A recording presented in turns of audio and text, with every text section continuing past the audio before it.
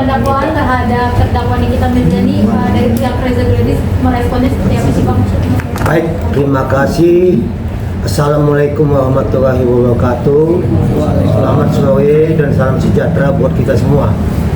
Pertama-tama kita mengucapkan puji syukur kepada Tuhan bahwa sidang pidana pembacaan dakwaan tadi telah dilaksanakan di Pengadilan Negeri Jakarta Selatan. Untuk itu mungkin kita semua rekan-rekan media telah melihat bagaimana jalannya persidangan tadi. Menyangkut masalah hal-hal menyangkut masalah pidananya, kami persilahkan rekan kami Zulkifli untuk menjelaskannya. Silakan. Baik ya, terima kasih pada rekan-rekan media. Jadi tadi pagi jam 10 mulai ya, acara materi adalah dakwaan terhadap Nikita Mirzani sebagai terdakwa dan Ismail Marzuki sebagai terdakwa. Kemudian di dalam persidangan tadi memang kami tidak hadir, tapi kami tetap monitor.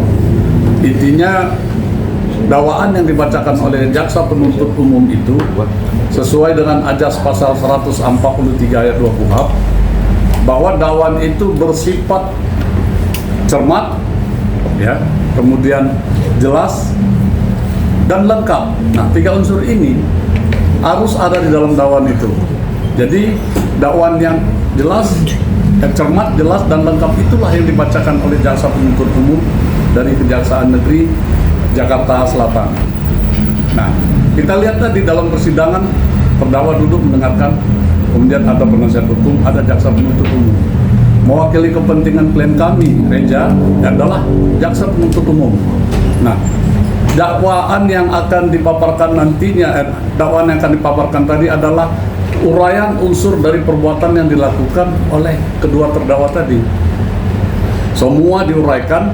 Itu adalah hasil dari penyidikan dari polisi, mulai dari penyidikan, kemudian barang bukti, saksi. Nah, itu semua disebutkan nama-nama jelas siapa-siapa yang terkait dalam perkara itu. Kemudian bagaimana perbuatannya jelas. Kita lihat tadi ada pasal berlapis ya. Pertama pasal ke-1 tuntutan tentang ITE. Kemudian kedua berkaitan dengan pencemaran pasal 369 ayat 1. Ketiga dan itu mengikut, maksudnya mengikut adalah TPPU. Jadi 3 dakwaan, 2 berlapis, 1 TPPU itu sudah jelas dan kami yakini itulah fakta perbuatan yang dilakukan oleh kedua terdakwa tadi, sehingga hakim pun mendengar apa yang dibacakan oleh jaksa penuntut umum. Itu aja mungkin yang bisa disampaikan. Bang, di dalam persidangan juga tadi nih kita mengatakan bahwa banyak yang dimanipulatif, contohnya rekaman yang dipotong-potong. Menanggapi hal itu mungkin gimana Bang?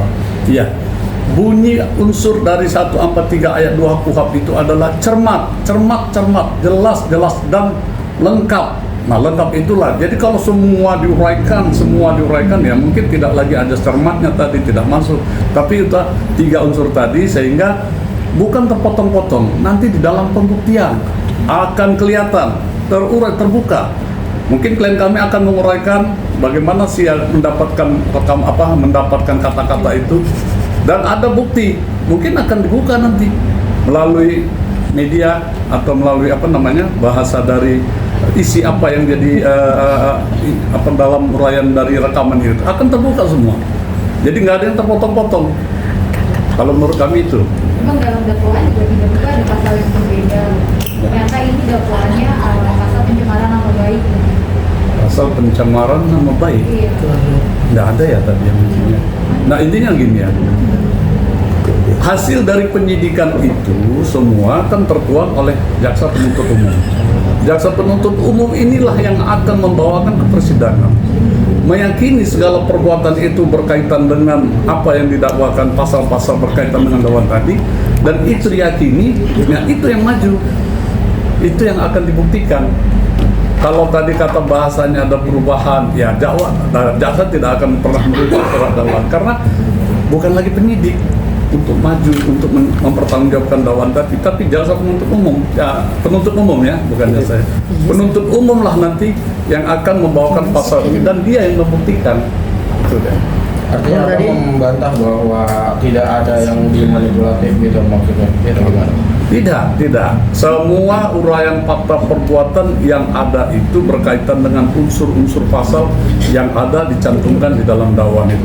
Tidak lari dan tidak tidak ada unsur manipulasi dakwaan lain dihilangkan, dakwaan lain dimasukkan. Tidak. Kami yakin itu tidak ada karena fakta perbuatan yang menjadi dasar, bukan karena keinginan menggeser atau menghilangkan itu, tapi dasar perbuatan. Jadi begini saya tambahkan ya, bahwa jaksa penuntut umum ini mempelajari materi atau pokok perkaranya, ceritanya seperti apa, itu yang dipegang oleh jaksa penuntut umum. Ya. Materi perkara inilah yang disusun seperti apa susunannya, riwayatnya. Kemudian pasal apa yang betul-betul mengena kepada perbuatan itu. Ya, tadi dikatakan ganti-ganti pasal. Ini bukan hal ganti-ganti pasal, bukan ganti-ganti pasal. Pada saat pelapor membuat laporannya, itu kan ceritanya hanya singkat. Ya, kalau diketikan itu paling nggak sampai 1 halaman, setengah halaman, hanya dilaporkan intinya. Sehingga pihak penyidik kepolisian itu hanya menangkap cerita pendeknya. Tapi begitu diselidiki, disidik, ternyata ceritanya itu panjang. Ya, sampai kepada dikirim ke kejaksaan, makanya ada P19 itu kan dipelajarin kembali supaya disusun kembali pokok perkaranya yang disusun. Baru kemudian jaksa penuntut umum mengetahui pasal apakah yang tepat untuk dakwaan. Jaksa penuntut umum itu tidak serta-merta menerima saja apa yang dilaporkan oleh polisi. Dia lihat dulu pokok perkaranya seperti apa, kemudian dia cocokkan pasal apa yang bisa dipakai itu dakwaan. Sebab kalau dia ikuti saja apa yang dikatakan polisi kan waktu di awal itu kan penyidikannya belum lengkap, ya. Jadi tidak ada perubahan pasal itu tidak ada. Hanya disesuaikan dengan fakta perkara yang diperiksa. Itu intinya. Jadi bukan pasalnya yang jadi pokok permasalahan, tapi adalah perkaranya yang jadi pokok permasalahan. Jadi maksudnya pemerasannya dia. Ya. Tadinya awal ada pemerasan, tapi ketika tadi dibaca dakwaannya tidak. Bukan diganti. Jadi jadi begini ya, laporan itu kita sebagai masyarakat kan menyampaikan bahwa ada sesuatu yang kita anggap melanggar perbuatan tindak pidana. Pasalnya adalah seperti apa yang diuraikan tadi, misalnya pemerasan apa. Nah, di dalam pemeriksaan di penyidik dengan memanggil para saksi itu kelihatan bahwa arahnya ini adalah sifatnya melalui media, pemerasan melalui media, pasal 369 ayat 1 kan gitu ya.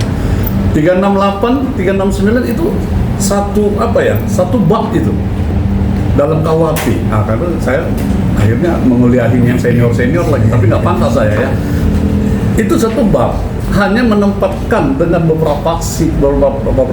Nah, yang paling tepat itu di 369 ayat 1, bukan di 368 ayat 368, bukan pengancaman tadi. Jadi pemerasan sifatnya itu 368, pengancaman melalui tulisan itu 369.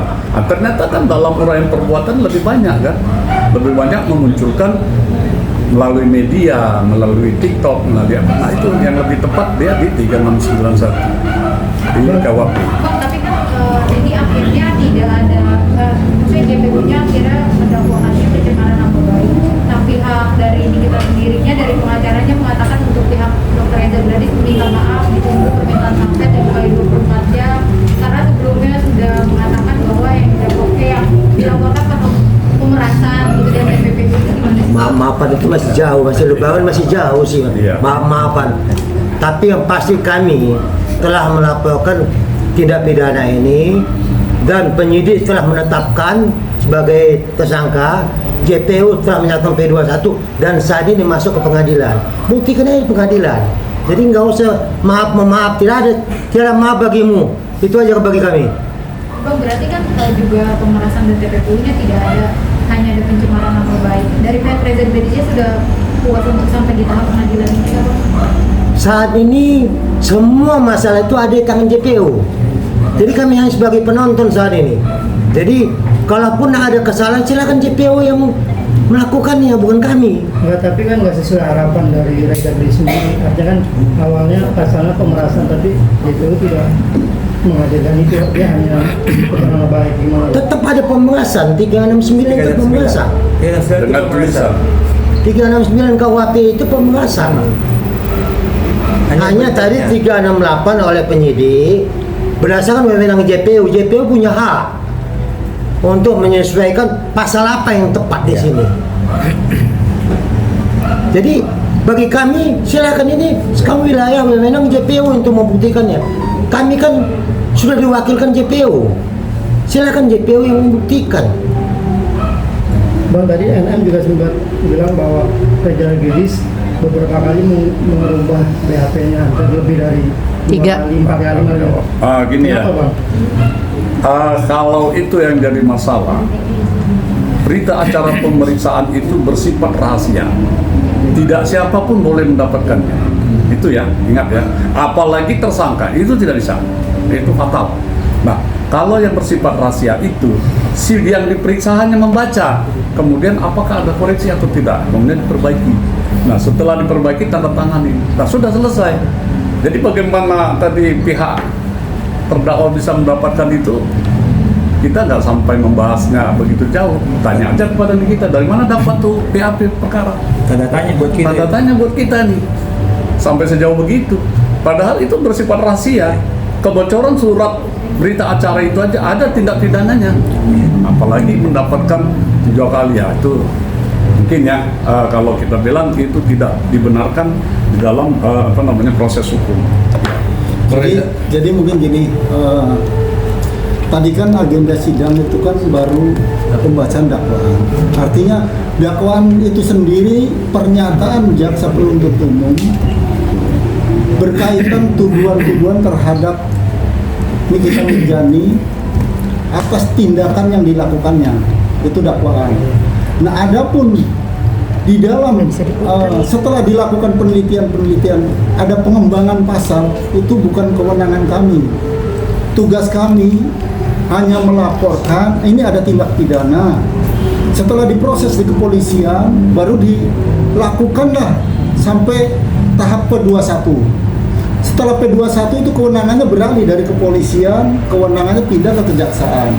Setelah sekarang proses persidangan, jaksa sudah melakukan dakwaan. Dari dakwaan-dakwaan ini, artinya ini sudah masuk proses persidangan. Sebab jaksa melakukan dakwaan ini atas dasar dari penyidikan kepolisian. Jadi itu ya. Jadi ini kan baru sebatas dakwaan. Artinya untuk tahap berikutnya, umpamanya ada perubahan-perubahan, itu kewenangan jaksa, bukan kewenangan kami. Kami hanya selaku pelapor. Mungkin itu. Ada lagi? Bang, ini kita mau pertanyakan, pada awalnya di dakwaan itu menyasar dokter, tapi kenapa harus ini kita yang akhirnya ditahan? Merasa menjadi korban. Kata-katanya dari sana itu ya. Sudah ketemu. Ya. Jadi masalahnya begini, kita melaporkan kan semua ceritanya disampaikan. Cerita mulai dokter disampaikan, cerita tentang Dr. Oki juga disampaikan, cerita tentang Mahir sama NM juga disampaikan. Ya, kita sampaikan semua, makanya rekan saya Julian juga selalu meminta supaya dokter sama O ini dimasukkan juga. Tapi ternyata mungkin belum waktunya dimasukkan. Tapi kalau sesuai dengan apa yang dikatakan Nikita tadi, itu ada benarnya. Tinggal Nikitanya mau membuka nggak masalah ini, bahwa ini dimulainya dari adanya dokter menyampaikan review yang pertama, adanya lagi usulan daripada O yang meminta supaya tutup mulut pertama, itu kan O yang mengatakan tutup mulut, ya, dia menyatakan pertama untuk menutup untuk akibat review tutup mulut NM. Nah, kalau ini dikembangkan semuanya mestinya masuk. Tapi memang dia komplain, dia nggak hanya dia sama Mail saja yang masuk, itu betul. Sebaiknya tim di persidangan buka mulut aja supaya pelaku awal ini ikut juga gitu loh. Makanya secara konteks hukum dalam dakwaan itu ada pasal 55 Ya. ayat 1 KUHP. Kenapa dimasuk ke dalam? Kami menilai ini ada peluang untuk membuka kasus ini seterang-terangnya. Kenapa? Kalau pasal 55 ayat 1 berarti ada pihak-pihak lain yang terlibat di dalamnya. Turut serta. Makanya kami harapkan kepada saudari NM, silakanlah buka di pengadilan. Karena walau bagaimanapun kita mau ini kejelasan, keterbukaan selama persidangan, sehingga siapa yang salah itu yang dihukum. Jadi tidak ada hanya fokus kepada NM, tidak. Kami siapa yang salah itu yang dihukum. Kalau MM nanti terbukti tidak bersalah, silahkan dia bebas. Tapi kalau terbukti, untuk itu kami harapkan supaya ini dibuka semua. Jangan ada yang ditutup-tutupin, sehingga pakai terang benderang. Itu harapan kami kepada terdakwa ini, supaya benar-benar membuka ini semua. Jangan katakan kenapa saya aja, ya buka dong.